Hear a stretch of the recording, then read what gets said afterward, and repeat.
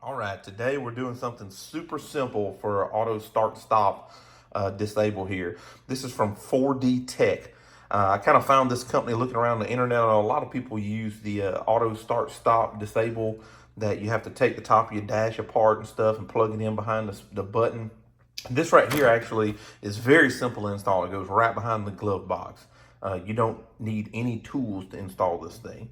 So let's go over to the truck and get this bad boy installed. Okay, so here at the truck, first things first, you want to get all your crap out of the glove box.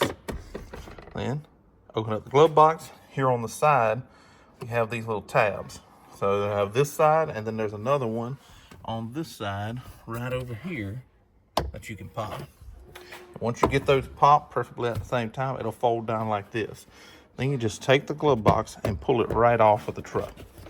Then you're to this stage right here. Let me put you in this tripod over here to hold you up so you can see what I'm doing. So we're at the point now that we have the glove box out and you're ready to look at these 4 connectors that we have here. So on this connector over here, this is the one that you're going to tap into. There's a push pin. You push this right here and you unplug it. And that's what it looks like, okay? So once you get to that stage, you'll just take your device from 4D Tech here, your eliminator, and this plug looks the same as this one. So you're going to push it down into it until it clicks. Hear that loud clicking? Then you'll take this one, get it seated in until it clicks. You see the module flashed, and when the module flashes, you know that it's clicked in all the way and ready to go. What I'm going to do is just kind of try to tuck this over a little bit to keep it out of the way of the glove box and everything. Okay, just tuck it down just like that. Again, make sure that those click in all the way and you can feel the click, and you do a little tug on them to make sure that they're not going to come loose. So the next step you'll have, and this is kind of a booger, is to get these hanged back on these rails right here, or I guess not rails, but little hooks. So the center one is kind of a boog to get on. All right, so you'll have to get in here and look at these, get it lined up, and you'll feel it when it goes right, and then you just push the glove box back in. Perfect. Couldn't be much easier than that. No taking apart the dash and all that other stuff. Okay, so in the truck after the install here, just got in, and I think the kit defaults to off as soon as you plug it in.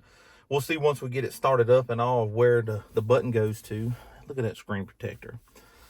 If you hadn't seen the video on that, go check it out. This right here, this screen protector is the awesome thing, and the matte finish on it, it just makes everything more clear when you go to look through it. So if you hadn't looked at the video that I've made on this right here of where to get this bad boy at, you need to go check it out. So let's start the truck. All right, so it defaults to off.